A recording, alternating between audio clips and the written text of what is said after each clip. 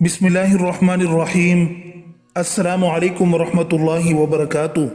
हज़रत आदम अलैहिस्सलाम के यहाँ जो भी बेटा होता तो उसके साथ बेटी ज़रूर पैदा होती, तो उस बच्चे के साथ पैदा होने वाला बच्चा दूसरे बच्चे के साथ पैदा होने वाली बच्ची से शादी करता।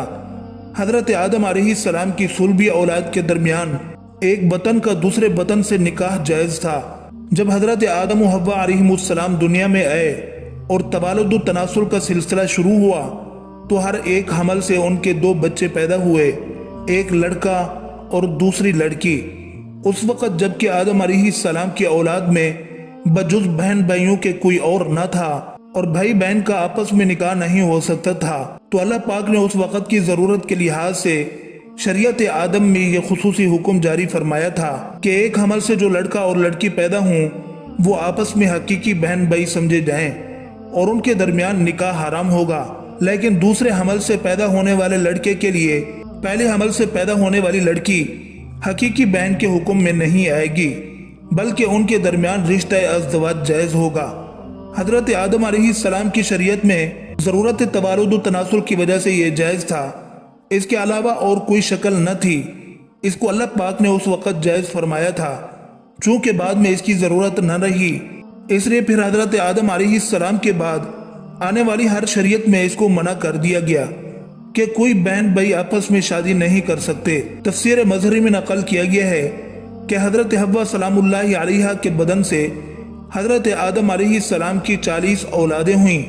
नाज़रीन गिरामी, जो कि हर मर्तबा के हमल से पैदाशुदा लड़का लड़की बाहम हकीकी बहन भाई की तरह थे और उनका बाहम निकाह दुरुस्त नहीं था, जबकि दूसरे हमल से पैदाशुदा पहले वालों के लिए उसी तरह होते जैसे चचेरे बहन भाई होते हैं।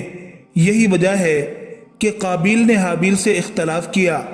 काबिल के साथ जो लड़की पैदा हुई वो बेइंतहा खूबसूरत थी, जबकि हज़रत हाबिल अलैहिस्सलाम के साथ जो लड़की पैदा हुई वो इतनी खूबसूरत न थी। हज़रत आदम अलैहिस्सलाम की शरीयत के मुताबिक जब ये जवान हुए तो काबिल की शादी हाबिल की बहन से होना थी और हज़रत हाबिल अलैहिस्सलाम की शादी काबिल की बहन से होना थी। लेकिन काबिल अपनी ही बहन को पसंद करने लगा और वो उसी से शादी करना चाहता था, जबकि शरीयत आदम में इसकी मुमानियत थी, क्योंकि एक ही अमल से पैदा होने वाले बच्चों की शादी आपस में ना हो सकती थी। लिहाजा जब ये सूरत हाल ज्यादा बिगड़ गई तो हज़रत आदम अलैहिस्सलाम ने इन दोनों को अल्लाह की राह में कुर्बानी पेश करने को कहा और बताया कि जिसकी कुर्बानी को आसमान से आग आकर खा जाए तो समझना कि उसकी कुर्बानी कबूल हो गई। काबिल खेती बाड़ी का काम करता था और हज़रत हाबिल अलैहिस्सलाम बकरियां चराया करते थे। हज़रत हाबिल अलैहिस्सलाम ने अल्लाह के सामने एक बकरी का बच्चा पेश किया। काबिल ने गट्ठा लिया और उसको अल्लाह के बारगाह में कुर्बानी के लिए रख दिया।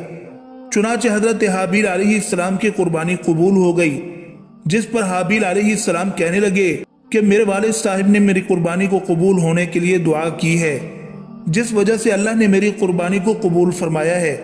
रिवायत में आता है कि हज़रत हाबिल अलैहिस्सलाम काबिल से ज़्यादा जवान और बहादुर थे। हाबिल अलैहिस्सलाम ने अपने भाई को कहा कि अगर तुम मुझे कत्ल भी करोगे तो तुम्हारा मुकाबला नहीं करूँगा कि क़यामत के दिन तुम मेरे गुनाहों में शुमार होकर आओ। फिर एक दिन काबिल ने गुस्से में आकर हज़रत हाबिल अलैहिस्सलाम को पत्थर मार मार कर शहीद कर दिया। हज़रत हाबिल अलैहिस्सलाम को कत्ल करने के बाद काबिल बहुत दुखी और परेशान हुआ। काबिल अपने भाई की लाश को कंधों पर उठाकर कई दिन घूमता रहा कि अब इनका क्या करूं। फिर अल्लाह के हुक्म से दो कव्वे आपस में लड़ने लगे।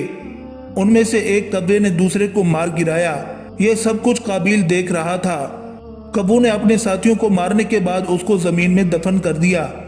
काबिल ने भी कव्वे को देखकर अपने भाई को दफन करने के लिए लाहद खोदी, जिसमें हज़रत हाबिल अलैहिस्सलाम को दफन कर दिया। इसके बाद काबिल अपनी सगी बहन को लेकर वहां से भाग निकला। इसकी वजह यह थी कि शैतान काबिल के पास आकर उसके दिल में यह डर डालता था कि तुमने अपने भाई को कत्ल किया है, अब तेरा बाप तुझको कत्ल कर देगा। इस डर की वजह से काबिल वहां से अपनी बहन को साथ लेकर भाग गया। उस दिन के बाद हज़रत आदम अलैहिस्सलाम मुसलसल परेशान रहने लगे। हज़रत आदम अलैहिस्सलाम ने अल्लाह की बारगाह में दुआ की, ऐ अल्लाह मुझे नेक औलाद अता फरमा। اللہ پاک نے حضرت آدم علیہ السلام کی دعا کو قبول فرمایا اور آپ کو ایک لڑکا عطا فرمایا جس کا نام حضرت شیث علیہ السلام رکھا گیا۔ حضرت شیث علیہ السلام جب جوان ہوئے تو حضرت آدم علیہ السلام نے انہیں اپنا جانشین مقرر کر دیا اور ان کو حکم دیا کہ اپنے بھائی قابیل سے ہمیشہ دور رہنا۔ جب حضرت آدم علیہ السلام کا وصال ہوا تو اللہ تعالیٰ کی طرف سے بے شمار فرشتے زمین پر نازل ہوئے۔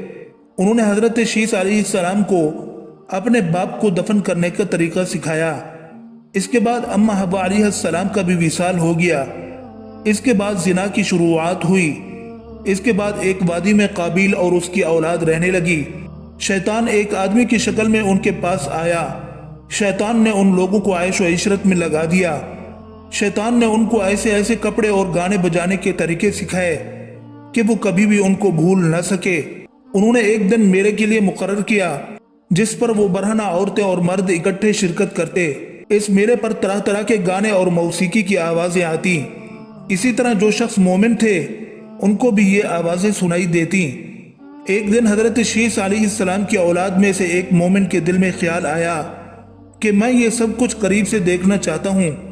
وہ مومن اپنے ساتھیوں سے چوری وہاں سے نکلا اور قابیل کے لوگوں کے پاس گیا۔ اس نے دیکھا کہ قابیل کی اولاد بے حیائی اور فضول کاموں میں لگی ہوئی ہے۔ اس نے وہاں دیکھا کہ ان کی عورتیں بہت ہی خوبصورت اور حسین تھیں۔ اس حوالے سے روایات میں آتا ہے کہ حضرت شیث علیہ السلام اور ان کے ساتھی بہت ہی حسین و جمیل اور جوان تھے، جبکہ ان کی نسبت ان کی عورتیں زیادہ پیاری نہ تھیں۔ قابیل کی اولاد میں لڑکیاں تو بہت پیاری تھیں لیکن ان کی نسبت مرد زیادہ حسین و جمیل نہ تھے۔ وہ شخص قابیل کی اولاد کی عورتوں سے بہت متاثر ہوا۔ اس کے بعد وہ واپس آ گیا۔ اس نے آ کر باقی مومنوں کو بھی ان عورتوں کے بارے میں بتایا اور ان میں سے جو کمزور ایمان والے تھے وہ قابیل کی اولاد کی طرف ہجرت کر گئے۔ اس طرح کافی حد تک مومن لوگ بھی قابیل کے فتنے میں داخل ہوتے گئے اور فضول کاموں میں شامل ہوتے گئے۔ اسی طرح وہ ایک دوسرے کی طرف میل ہو گئے، جہاں سے زنا جیسے کبیرہ گناہ نے جنم لیا۔ روایات میں آتا ہے کہ حضرت شیث علیہ السلام کے ساتھ رہنے والے ساتھیوں کی تعداد بہت ہی کم رہ گئی تھی۔ جب قابیل کا گروہ کافی مضبوط اور طاقتور ہو چکا تھا، وہ حضرت شیث علیہ السلام اور ان کے ساتھیوں کو اکثر تنگ کیا کرتے، ان کو طرح طرح کی تکلیفیں دیا کرتے۔